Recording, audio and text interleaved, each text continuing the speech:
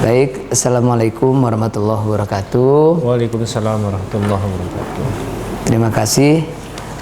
Pertama-tama saya memperkenalkan diri saya, Ustadz. Ana ini Supriyadi. Kebetulan saya diberikan amanah oleh Universitas UIN Lampung dalam rangka penyelesaian penelitian disertasi yang dalam hal ini saya mengusung atau tema dalam mengambil substansi manajemen kolaboratif dalam membangun ekosistem pendidikan pondok pesantren di Kabupaten Pesawaran.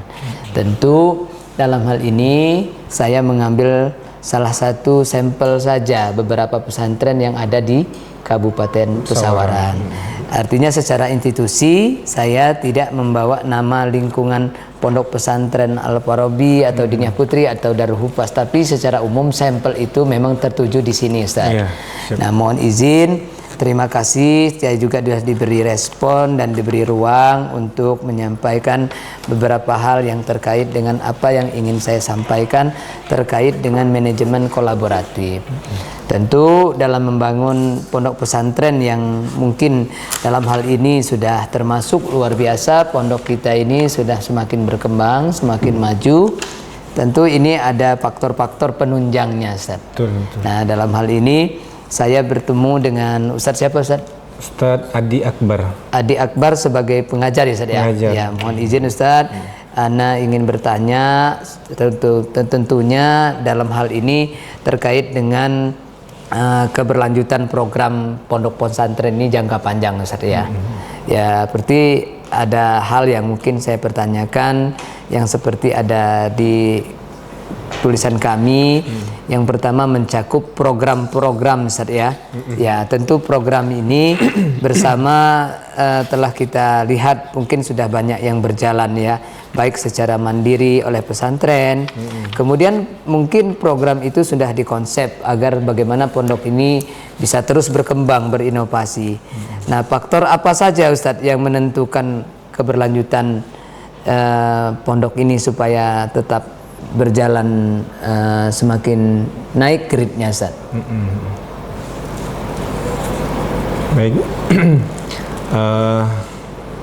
Terima kasih pada kesempatan pagi hari ini. Kami akan menjawab apa adanya yang jelas. Iya, Ustaz. Terkait dengan keberlangsungan pendidikan dan pengajaran yang ada di Pondok Pesantren Al-Farabi. Jadi salah satunya ada faktor untuk menunjang keberlangsungan, Ustaz ya. Iya. Untuk apa tadi, Ustaz? Untuk berjalannya roda dalam keseharian pondok ini semakin berkembang itu tentu kan ada program jangka pendek, jangka menengah, jangka panjang, Ustaz ya. Nah, tentu itu kira-kira faktor apa yang menentukan keberlanjutannya, Ustaz? Gitu. Yang pertama adalah dari SDM, Ustaz. Iya. Salah satunya kita menyediakan memang SDM yang mana memumpuni di bidangnya. Iya. Itu faktor pertama adalah kita menyediakan SDM. Nah, di awal tahun kita sebelum melaksanakan kegiatan pembelajaran, pendidikan dan pengajaran di Pondok Pesantren Al-Farabi ini, kita memang mengadakan pembekalan kepada guru-guru, kemudian karyawan dan semua tenaga pendidik ataupun kependidikan yang ada di pondok ini, supaya nanti dalam perjalanannya minimal dalam 1 tahun itu kita satu visi dan satu misi, sehingga tercapai apa yang kita inginkan ke depannya. Itu yang pertama. Kemudian yang kedua, menyediakan sarana prasarana. Iya. Bagaimana santri atau siswa di pondok ini nyaman, tentunya tadi dari SDM, dan alhamdulillah salah satu faktor penunjang anak nyaman di pondok itu adanya pendampingan 24 jam oleh tenaga pendidik. Seperti itu. Kemudian sarana prasarana tentunya ada asrama, masjid, kelas. Nah ini semakin hari ya kita berusaha meningkatkan itu semua. Contohnya sekarang kita sudah menyediakan pembelajaran metode beriman. Kemudian dengan pendukung media yang ada. Nah, seperti itu. Jadi dari SDM kita sediakan dengan maksimal sebelum kita melakukan pembelajaran dan melaksanakan program selama 1 tahun, kemudian menyediakan sarana prasarana, kemudian kita memodifikasi kurikulum yang ada. Karena kurikulum yang ada ini ada 4 ini, Ustaz. Yang pertama kurikulum Gontor, kemudian kurikulum Salafi, kurikulum Diknas, kemudian kurikulum Depak.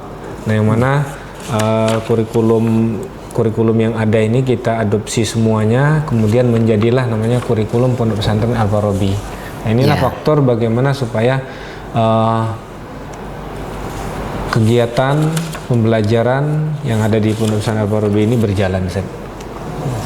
Baik, sepertinya agak sedikit ini ya, lumayan ya. Artinya dengan mendesain kurikulum itu harapan kedepannya kita tidak meninggalkan kurikulum dinas, Kemenak, dan Salafi dan pesantren sendiri modern, sehingga punya nilai plus yang lebih ya. Betul, ya. Bagaimana mekanisme pembagian tugas atau tanggung jawab antara unit pesantren yang diatur untuk menjalankan program-program itu, Ustaz? Mekanismenya, Ustaz? Nah, yang pertama tentunya dari awal kita sudah membuat struktur, Ustaz. Struktur organisasi Pondok Pesantren Al-Farabi yang di dalamnya ada kepala-kepala, misalkan ada kepala sekolah, kepala SMP, SMA, kemudian ada kepala KMI. Kepala KMI 1 ini membawahi SMA, kepala KMI 2 ini membawahi SMP, kemudian nanti ada kepala pengasuhan, kemudian ada wakil kesiswaan, wakil kurikulum, sehingga kita yang kita butuhkan itu memang sudah ada penanggung jawab dan kepala-kepala masing-masing, sehingga di situ untuk memudahkan kita koordinasi, kolaborasi di dalam melaksanakan program-program kita. Seperti tadi bagaimana menyusun kurikulum, otomatis sudah ada wakil kurikulum, dia mempersiapkan segala sesuatunya dan kita musyawarahkan bersama. Kemudian wakil kesiswaan, bagaimana program wakil kesiswaan ini berjalan, tentunya kita melibatkan semua tenaga pendidik dan kependidikan, baik menyusun program, kemudian waktu, pembiayaan dan lain sebagainya, gitu saja. Ya, artinya sangat ini ya, sangat terstruktur ya. Mungkin terakhir, Ustaz, mungkin apa saja yang menjadi hambatan, Ustaz, dalam melaksanakan pembagian tugas atau berkoordinasi itu? Pasti mendapat kendala-kendala. Ya, kira-kira kendala apa, Ustaz? Nah, yang sekarang itu yang sudah sangat nampak itu adalah yang pertama dari SDM. Walaupun dari awal kita sudah rapat, kemudian kita workshopkan, ternyata memang khususnya di dalam penerapannya memang ada salah satu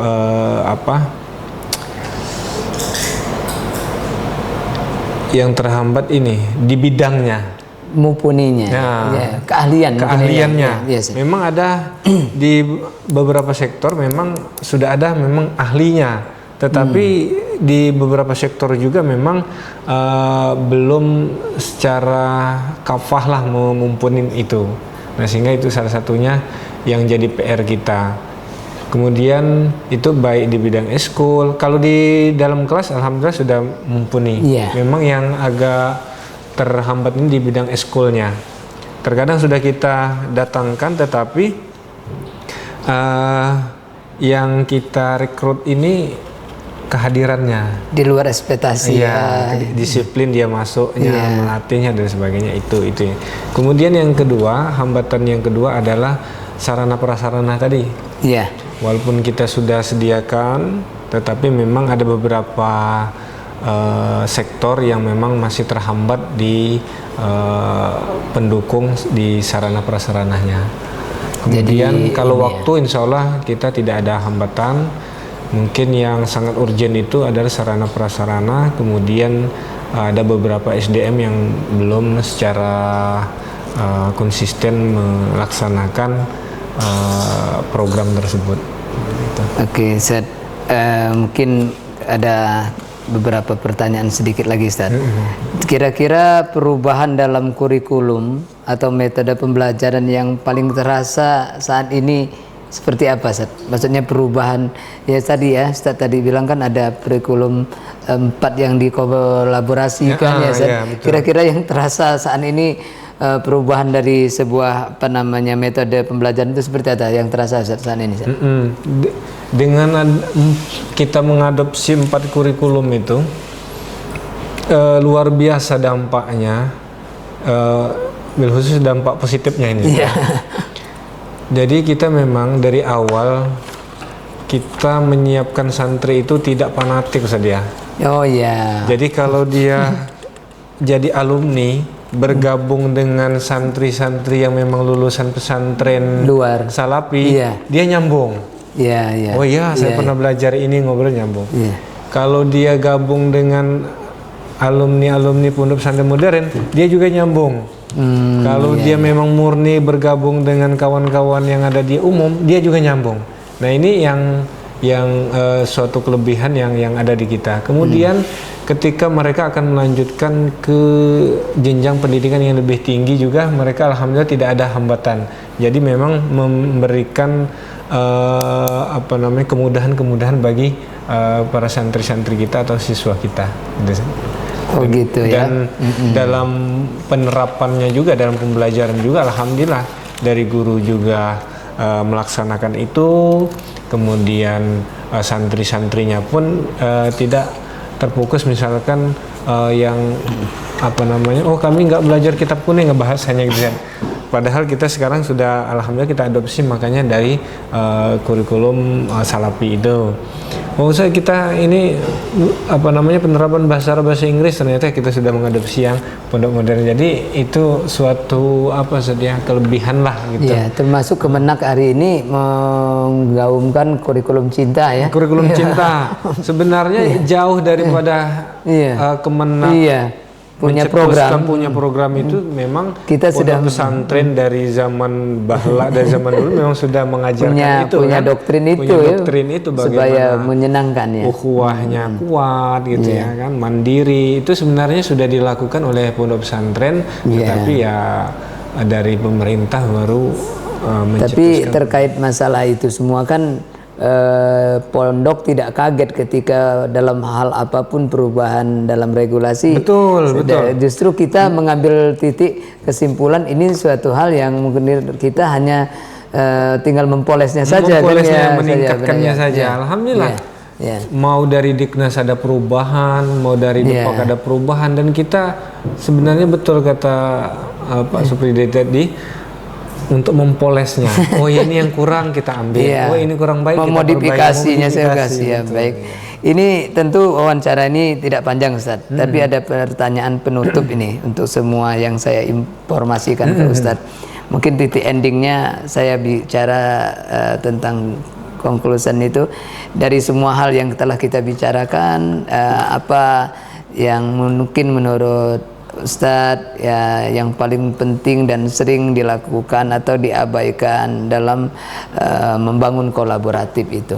Jadi begini, kita punya program nih supaya pondok ini maju, berkembang, tapi dalam mengkolaborasikan keinginan itu sering nggak punya hambatan atau apa yang paling penting menurut antum untuk membangun kolaboratif dalam pondok ini?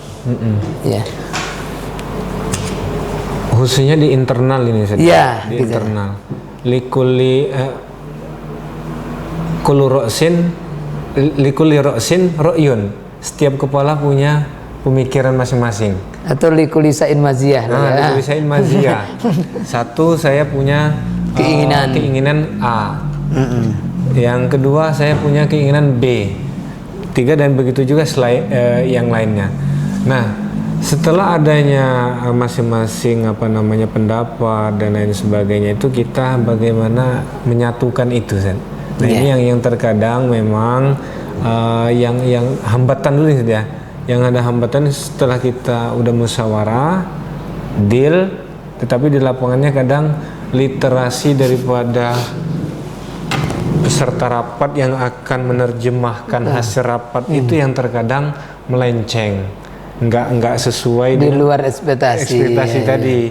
Misalkan kita mau gongnya, misalkan kita nanti endingnya seperti ini, tetapi ketika pelaksanaannya memang yang melaksanakan ini literasi tadi kurang menerjemahkan apa yang hasil keinginan tadi. Itu yang pertama, penerimaan kurang. Kemudian yang kedua, memang hambatan yang kedua adalah terkait dengan pendukung tadi, sarana prasarana. Contohnya kita memang ingin misalkan anak itu khususnya di Olimpiade Sains kita bagaimana tahun ini bisa masuk nasional, tetapi dalam pelaksanaannya memang terhambat dengan pembiayaan. Contoh memang luar biasa, kita sudah mengadakan pelatihan ke Bandung itu, tapi memang dari segi biaya khususnya memang mahal. Itu juga menjadi hambatan kita. Memang dari ketua yayasan kita menggemborkan terus bagaimana ekonomi bil khususnya Pondok Al-Farabi dan umumnya yang ada di Diniyah ini bisa tercukupi, tidak mengandalkan dari yuran santri, karena yuran santri itu mohon maaf memang pure ke santri gitu. Bagaimana untuk sarana prasarana, untuk guru memang tidak dibebankan dari yuran santri, tetapi memang ada hizanatullah, ada sumber ekonomi dari pondok itu memang sudah harus kuat. Karena kalau belum kuat itu akan otomatis terombang-ambing. Jadi itulah yang hambatan-hambatan yang ada di pondok ini. Kemudian kalau kita kerjasama dengan pondok-pondok lain itu untuk saat ini yang sudah kita lakukan mungkin yang ke luar negeri itu kerjasama itu yang sudah kemarin itu dari yayasan juga sudah kerjasama dengan luar negeri, yang di mana itu yang khusus ke ini ya, mungkin ke Al-Azhar kan ya, atau Al-Azhar atau ini ya, yang satunya ini ya Maroko atau apa itu ini ya, Lebanon ya. Ada satu itu di Pakistan bukan Pakistan, yang khusus Arab dia. Bukan Turki ya? Bukan Turki. Turki memang sudah ada berjalan, kemudian Mesir juga sudah berjalan alhamdulillah melalui Mumtazah itu yang di Jawa Timur itu. Bojonegoro ya. Bojonegoro, antum nganter saja? Ya 5 orang. Oh 5 orang ya, itu. Baru Ustaz Marwan kan? Ustaz Marwan. Iya, yang lagi digombleng. Betul. Kemarin satu juga alumni kita udah kesana juga. Iya. Ini yang pertama, yang kedua ini, jika Anda ingin mengubah satu hal dalam manajemen kolaboratif di pesantren ini, kira-kira apa yang akan Anda ubah? Yang artinya ketika kita ingin mengkolaborasikan bagaimana menjadi sebuah kekuatan ya, keinginan bersama gitu. Kira-kira kalau dalam benak antum, kira-kira apa yang ingin Anda ubah kalau untuk merubah suatu kolaboratif di pondok pesantren ini, dan mengapa ya Anda ingin punya keinginan untuk punya perubahan yang lebih baik gitu? Kira-kira pasti kan ada tujuan, Ustaz. Betul. Kira-kira gitu, Ustaz. Kalau saya pribadi sih, karena memang dari awal di sini kita sistemnya musyawarah ya. Kalau dalam penerapan program misalkan, otomatis kita mengedepankan musyawarah. Nah dari hasil musyawarah itu barulah kita laksanakan. Kalaupun nanti misalkan kita mau program seperti apa yang harus kita capai, kalau kurang pas mungkin kita sampaikan kembali, kita ajak rapat. Paling kita mengedepankan rapat itu sebenarnya. Kalau untuk yang ingin merubah apa tadi? Iya, berkolaborasi tadi. Jadi kekuatan ya. Karena kita di sini kalau di luar enak. Kalau di luar itu kepala sekolah memang punya hak penuh. punya hak prioritas penuh gitu. Kalau dia A, yang lain ikut A. Tetapi kalau di kita, apalagi guru, dan kemudian di atasnya ada kepala, kemudian di atas lagi pengasuh, ada di atas Yayasan. Nah, ini kita punya keinginan itu tidak bisa langsung mengeksekusi, tetapi ya memang betul kita harus duduk bersama. Ya mau bagaimana hasilnya nanti, kalau sudah hasil musyawarah, insya Allah lebih besar baiknya daripada mudaratnya gitu. Dan tidak disalahkan ya, Dan Ustaz, tidak ya. disalahkan. Baik Ustaz, saya terakhir ya Ustaz, pemungkas pertanyaan ya, karena kita memang ingin melihat dalam pandangan perspektif masing-masing pengajar ya, masing-masing guru gitu. Nah, tadi sudah dapat penjelasan yang mungkin itu sebuah menjadi apa ya, gebrakan baru, inovasi jangka panjang ya. Dan nanti kita akan mencari win-win solution, bagaimana yang terbaik untuk meningkatkan mutu ataupun kualitas kolaboratif ini menjadi penunjang utama gitu. Adakah hal lain yang termasuk yang mungkin sensitif atau jarang dibicarakan yang ingin Anda sampaikan terkait ekosistem? Nah, ini sekarang lagi banyak benar terkait dengan holistik, ekosistem itu membangun itu. Nah, kan kita terkait dengan ekosistem pendidikan di pesantren ini seperti apa, Ustaz? Untuk membangun ya holistik dan ekosistem itu. Tentu kan itu harus banyak. Betul. Yang ini itu kira-kira. Dari awal sudah saya sampaikan, memang dari awal tadi kan satu SDM kita kita harus satu langkah, satu visi, satu misi bagaimana membangun pembelajaran pendidikan yang ada di Al-Farabi ini. Nah, setelah jelas relnya, maka kita harapkan kepada guru-guru kita sama-sama untuk melaksanakan itu. Kemudian kita membentuk membuat disiplin gurunya. Kemudian dari santrinya, kalau guru kan otomatis ketika ada santri yang bermasalah atau siswa yang memang sudah keluar dari koridor, kita lakukan pembinaan. Pembinaannya menulis istighfar, baca Quran, hafalan dan lain sebagainya, supaya yang kata Pak Supri tadi, supaya menjaga ekosistem bagaimana holistik itu berjalan. Kemudian dari santri-santri juga sama, kita memang dari awal sudah kita bacakan komando ataupun disiplin santri, yang mana diperbolehkan, yang mana enggak, yang mana jadwal-jadwal pun sudah kita sampaikan dari awal, sehingga dalam perjalanannya santri pun udah ini nggak boleh, ini nggak boleh, ini tidak diperbolehkan, ini diperbolehkan, sehingga mereka pun ketika menjalani pendidikan di Al-Farabi ini tidak kaget. Ini memang sudah aturannya udah jelas. Nah, itu ini. Kemudian setelah adanya tadi guru sudah paham, siswa juga sudah paham, santri sudah paham, kemudian para tenaga pendidikan baik dari karyawan, keamanan, ini juga kita ajak duduk bersama juga, supaya mereka bagaimana dari Budapur itu merasa pendidik, yang bagian sapu juga merasa pendidik, kemudian dimanapun berada, di kamar mandi, di lapangan, dimana mereka juga posisinya adalah mendidik semuanya, sehingga bagaimana di lingkungan ini ekosistemnya baik gitu. Jangan sampai pendidik ini melakukan pembulian, atau kakak kelas ke adik kelasnya melakukan hal-hal yang tidak diinginkan. Nah, ini memang kita jaga betul, dan sekarang alhamdulillah di per kamar itu ada gurunya masing-masing. Nah, salah satunya ini upaya kita untuk memaksimalkan pelayanan.